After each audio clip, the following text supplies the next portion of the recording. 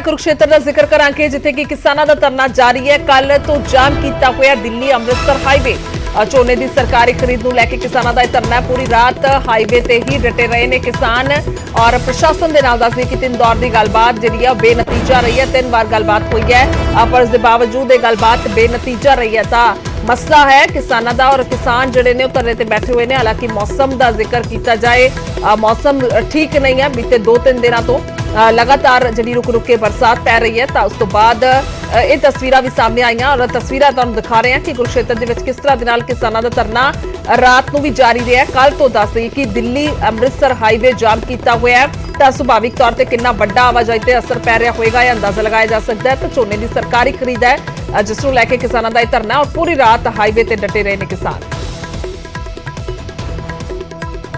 तो दिल्ली अमृतसर हाईवे जाम किया हुआ। अशोक यादव ने फोन लाइन से कुरुक्षेत्र तो।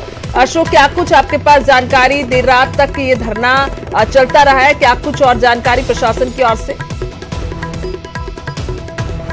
और अब सुबह हो चुकी है, अभी तक लगातार धरना जारी है। बार बार यही मांग है कि धान की सरकारी खरीद शुरू की जाए, मगर वहीं प्रदेश सरकार कह रही है कि 1 अक्टूबर से धान की सरकारी खरीद शुरू होगी। इसको लेकर जो देश का नंबर 1 जिसे कहा जा सकता है दिल्ली अमृतसर नेशनल हाईवे वो पूरी तरह से जाम पड़ा हुआ है और कहीं ना कहीं इसका जो बुरा प्रभाव पड़ रहा है वो आने जाने वाले लोगों को पड़ रहा है। हजारों लोग जिनको जरूरी काम होता है वो दिल्ली जाते हैं और ना जाने कितने लोग जिनको कोई इलाज के लिए चंडीगढ़ पीजीआई जाना होता है उनको जाना होता है, मगर इस जाम की वजह से बड़ी दिक्कतों का सामना करना पड़ रहा है। और जगह जगह से यानी कि कहा जा सकता है अंबाला के पास से रूट को डाइवर्ट किया गया है और इधर दिल्ली से आने वाले लोगों के लिए करनाल के पास से रूट को डाइवर्ट किया गया है। जाहिर है जब किसान इतने भारी संख्या में जो national highway Delhi Amritsar national highway वहां पर बैठे हुए हैं तो लोगों को भारी दिक्कतों का सामना करना पड़ रहा है। और 3 दौर की प्रशासन के साथ कल बातचीत हुई मगर वो बातचीत भी विफल रही। प्रशासन भी देर रात तक डटा रहा। जिले के तमाम अधिकारी एसपी, डीसी और एसडीएम सहित तमाम अधिकारी, कृषि विभाग के अधिकारी भी डटे रहे और तीनों दौर की बातचीत में जो अधिकारी है उन्होंने प्रदेश के तमाम जो हाई लेवल के अधिकारी हैं चंडीगढ़ में जो बैठते हैं जहां से निर्णय लिया जाता है, फैसला लिया जाता है, उनसे बातचीत भी करवाई मगर कोई बातचीत सिरे नहीं चढ़ी। अब फिर जाहिर है कि 10 बजे के बाद एक बार फिर प्रशासन से बातचीत करेगा और उम्मीद निकल सकती है कि शायद कोई निर्णय निकल कर सामने आए। मगर एक ही मांग है कि धान की जब तक सरकारी खरीद शुरू नहीं होगी तब तक किसान जीटी रोड से नहीं उठेंगे। जी ठीक है अशोक, धन्यवाद तमाम जानकारी के लिए। इंतजार है कि आखिरकार कदों गलबात प्रशासन के नाल होंदी है। 10 बजे के करीब क्या जा रहा है ये मुलाकात हो सकती है पर तस्वीरें भी साफ तौर पर जाहिर ने कि देर रात तक किस तरह के नाल धरना चलता रहा है और नेशनल हाईवे दिल्ली अमृतसर जो हाईवे है पूरी तरह से किसानों ने जाम किया हुआ है। किसानों की मांग है कि जो धान की सरकारी खरीद शुरू की जाए। देखिए बिल्कुल सामने किसान बैठे हुए हैं।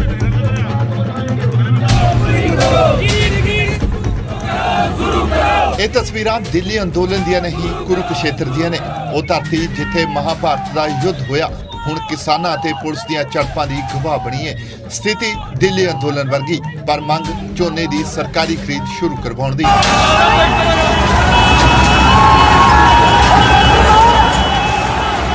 वर्दे विच किसान अते पुलिस आमो सामने सी। किसानां ने पहला तकरीरां कीतियां अते फिर गल तकरार ते पहुंच गई। किसान जेड़े पहला ही दिल्ली अमृतसर हाईवे जाम करी बैठे सी ट्रैक्टरां सने पुलिस नाल भिड़ गए ते इल्जाम लाए गलबात तो बाद भी खरीद शुरू ना करवाउण दे।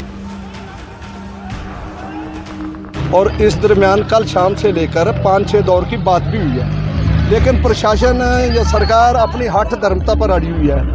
तो हम तो नहीं चाहते थे कि आम जनता परेशान हो, जीटी रोड जाम करे, लेकिन सुबह से लेकर 5 बार सुबह प्रशासन ने समय मांग लिया है। समय देने के बावजूद भी अब कोई हाँ या ना में जवाब नहीं आया। तो हमारे पास रास्ता ही केवल जीटी रोड था जिसकी हमने काल दे रखी थी।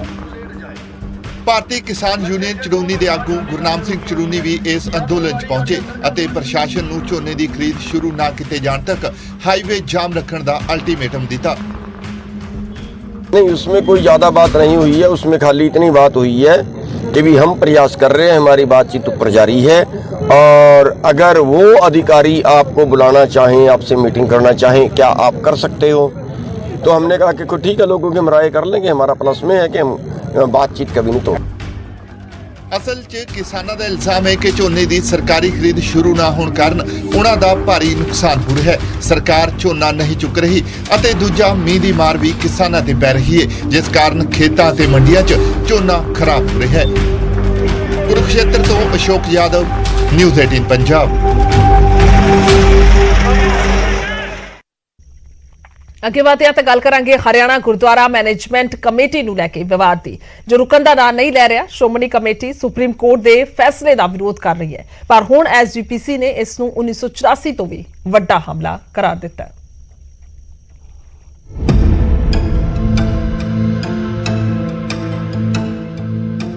ਸੁਪਰੀਮ ਕੋਰਟ ਨੇ ਹਰਿਆਣਾ ਸਿੱਖ ਗੁਰਦੁਆਰਾ ਮੈਨੇਜਮੈਂਟ ਐਕਟ 2014 ਨੂੰ ਬਰਕਰਾਰ ਰੱਖਣ ਦਾ ਫੈਸਲਾ ਸੁਣਾਇਆ ਤਾਂ ਹਰਿਆਣਾ ਕਮੇਟੀ ਅਤੇ ਸ਼੍ਰੋਮਣੀ ਕਮੇਟੀ ਆਮੋ ਸਾਹਮਣੇ ਆ ਗਏ। ਸ਼੍ਰੋਮਣੀ ਅਕਾਲੀ ਦਲ ਸਣੇ ਸ਼੍ਰੋਮਣੀ ਕਮੇਟੀ ਨੇ ਇਸ ਨੂੰ ਸਿੱਖਾਂ ਦੇ ਅਧਿਕਾਰਾਂ ਤੇ ਹਮਲਾ ਦੱਸਿਆ, ਪਰ ਹੁਣ ਕਮੇਟੀ ਪ੍ਰਧਾਨ ਹਰਜਿੰਦਰ ਸਿੰਘ ਧਾਮੀ ਨੇ ਇਸ ਨੂੰ ਆਪਰੇਸ਼ਨ ਬਲੂ ਸਟਾਰ ਤੋਂ ਵੱਡਾ ਹਮਲਾ ਕਰਾਰਿਆ। ਧਾਮੀ ਮੁਤਾਬਕ ਫੈਸਲੇ ਰਾਹੀਂ ਖਾਲਸਾ ਪੰਥ ਦੀ ਰੂਹ ਤੇ ਹਮਲਾ ਕੀਤਾ ਗਿਆ। ਆ ਜਿਹੜਾ ਹਮਲਾ ਹੋਇਆ ਮੌਜੂਦਾ, ਇਹ ਬਲੂ ਸਟਾਰ ਤੋਂ ਕਿਤੇ ਕੋਹਾਂ ਹੋਰ ਭਾਰੂਗਾ ਸਾਡੇ ਤੇ। ਉਸ ਵੇਲੇ ਸਾਡੇ ਗੁਰਧਾਮਾਂ ਤੇ ਹਮਲੇ ਕੀਤੇ ਗਏ, ਸਿੱਖ ਨੇ ਨਵੇਂ ਬਣਾ ਲਏ, ਸਾਡੇ ਸਿੰਘ ਸ਼ਹੀਦ ਹੋ ਗਏ, ਸਿੱਖਾਂ ਨੇ ਰਲ ਮਿਲ ਕੇ ਉਹਦੇ ਵਿੱਚ ਆਪਣਾ ਯੋਗਦਾਨ ਪਾਇਆ। ਪਰ ਅੱਜ ਜਿਹੜਾ ਖਾਲਸੇ ਪੰਥ ਦੀ ਰੂਹ ਦੇ ਉੱਤੇ ਹਮਲਾ ਹੋਇਆ, ਇਹ ਅਤ ਨਿੰਦਣਯੋਗ ਆ। ਫੈਸਲੇ ਤੇ ਹੀ ਨਹੀਂ, ਫੈਸਲਾ ਸੁਣਾਉਣ ਵਾਲੇ ਜੱਜ ਤੇ ਵੀ ਇਤਰਾਜ਼ ਹੋਇਆ। ਹਰਜਿੰਦਰ ਸਿੰਘ ਧਾਮੀ ਨੇ ਜੱਜ ਨੂੰ ਆਰਐਸਐਸ ਦਾ ਕਾਰਕੁਨ ਦੱਸਿਆ। ਸੁਪਰੀਮ ਕੋਰਟ ਜਿਨ੍ਹਾਂ ਦੋ ਜੱਜਾਂ ਨੇ ਹਰਿਆਣਾ ਕਮੇਟੀ ਐਕਟ ਦੀ ਮਾਨਤਾ ਦਿੱਤੀ ਹੈ, ਉਹਨਾਂ ਵਿੱਚੋਂ ਇੱਕ ਜੱਜ ਸਿੱਧੇ ਤੌਰ ਤੇ ਆਰਐਸਐਸ ਨਾਲ ਜੁੜਿਆ ਹੋਇਆ ਹੈ। ਇਸ ਤੋਂ ਸਾਫ਼ ਜ਼ਾਹਰ ਹੈ ਕਿ ਇਹ ਫੈਸਲਾ ਕੇਵਲ ਨਿਆਂਪਾਲਿਕਾ ਦਾ ਨਹੀਂ, ਬਲਕਿ ਸਿਆਸੀ ਹਿੱਤਾਂ ਤੋਂ ਪ੍ਰੇਰਿਤ ਹੈ। ਇਸ ਫੈਸਲੇ ਨਾਲ ਭਾਰਤੀ ਨਿਆਂ ਪ੍ਰਣਾਲੀ ਸਿੱਧੇ ਤੌਰ ਤੇ ਸ਼ੱਕ ਦੇ ਘੇਰੇ ਵਿੱਚ ਆਈ ਹੈ। ਹਾਲਾਂਕਿ ਫੈਸਲੇ ਤੇ ਇਤਰਾਜ਼ ਹੈ, ਪਰ ਨਿਊਜ਼ 18 ਨਾਲ ਗੱਲਬਾਤ ਦੌਰਾਨ ਹਰਜਿੰਦਰ ਸਿੰਘ ਧਾਮੀ ਨੇ ਗੁਰਦੁਆਰਿਆਂ ਦਾ ਪ੍ਰਬੰਧ ਹਰਿਆਣਾ ਕਮੇਟੀ ਨੂੰ ਦੇਣ ਦੇ ਸੰਕੇਤ ਵੀ ਦਿੱਤੇ। ਉਹ ਪ੍ਰਬੰਧ ਦੇ ਵਿੱਚ ਸਾਨੂੰ ਕੋਈ ਖਟਾਕਸ਼ ਨਹੀਂ। ਅਸੀਂ ਤਾਂ ਚਾਹੁੰਦੇ ਵੀ ਡਿਊ ਕੋਰਸ ਆਫ ਲਾ ਢੰਗ ਤਰੀਕਾ ਅਪਣਾਇਆ ਜਾਵੇ। ਜੇ ਆਪਾਂ ਇਦਾਂ ਇੱਕ ਦੂਏ ਦੇ ਗਲ ਪੈ ਕੇ ਪ੍ਰਬੰਧ ਲਵਾਂਗੇ, ਗੁਰਦੁਆਰੇ ਦੀ ਮਰਿਆਦਾ ਜਿਹੜੀ ਉਲੰਘਣ ਹੁੰਦੀ ਆ। ਠੀਕ ਹੈ, ਅਸੀਂ ਤਾਂ ਨਹੀਂ, ਅਸੀਂ ਤਾਂ ਨਿਊ ਕੋਰਸ ਆਫ ਲਾ ਕੇ ਇਹਨੇ ਲੈਣ, ਉਹ ਸਾਡਾ ਕੋਈ ਝਗੜਾ ਨਹੀਂ ਇਸ ਗੱਲ ਦੇ ਨਾਲ।